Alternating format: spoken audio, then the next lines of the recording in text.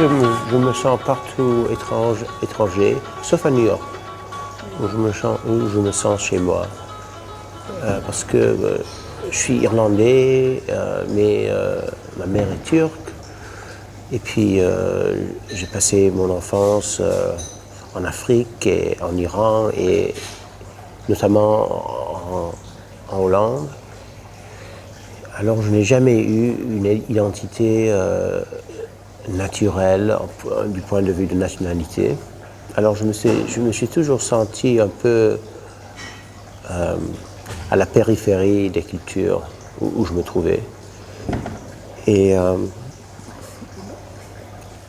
c'est seulement New York, qui est une ville avec une population dont 40% est née à l'étranger, où on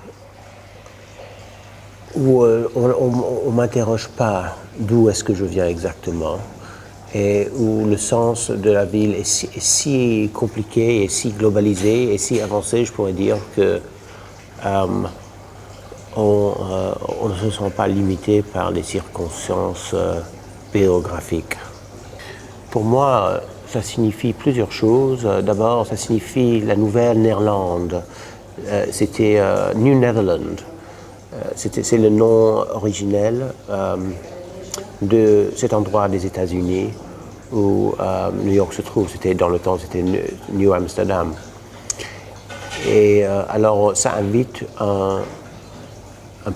une perspective historique. Je pense en Netherlands, ça veut dire, c'est une manière de dire Pays-Bas. Je pense aussi à Ground Zero, qui est un peu plus bas que les autres endroits de New York. Et aussi au climat déprimé qui obtenait à New York dans ce temps-là et qui obtient toujours, mais cette fois-ci c'est à cause des circonstances économiques et financières.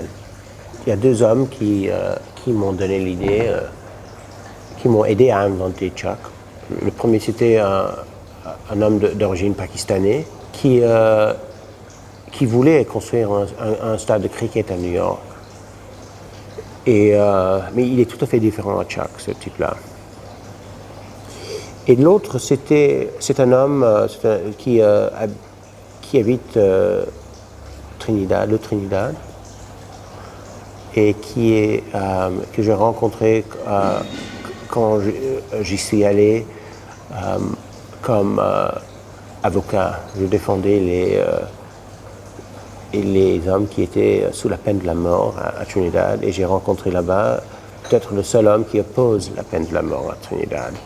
C'est un type vraiment remarquable, et je me suis dit que si ce type-là peut exister, alors Chuck Ramkissoon, un rêveur, si ces types-là peuvent exister, alors Chuck Ramkissoon peut exister.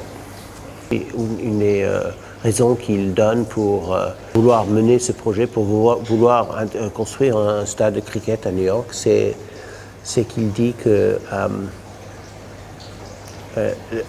l'Amérique n'est pas vraiment civilisée avant qu'elle a adopté ce jeu-là. Parce que s'ils ne comprennent pas le cricket, comment peuvent-ils comprendre le reste du monde? Et bien sûr, j'ai toujours été conscient que le cricket peut très facilement représenter la frontière de la vision américaine. J'ai reconnu très tôt que le livre que je voulais écrire était dans une tradition particulière. Et j'ai reconnu assez tôt que beaucoup des idées de starting points n'existeraient pas sans Gatsby. Oui, ce livre est certainement en conversation avec le Great Gatsby, mais je crains trop associer ce livre avec Gatsby, parce que c'est une association qui va mal finir pour mon livre.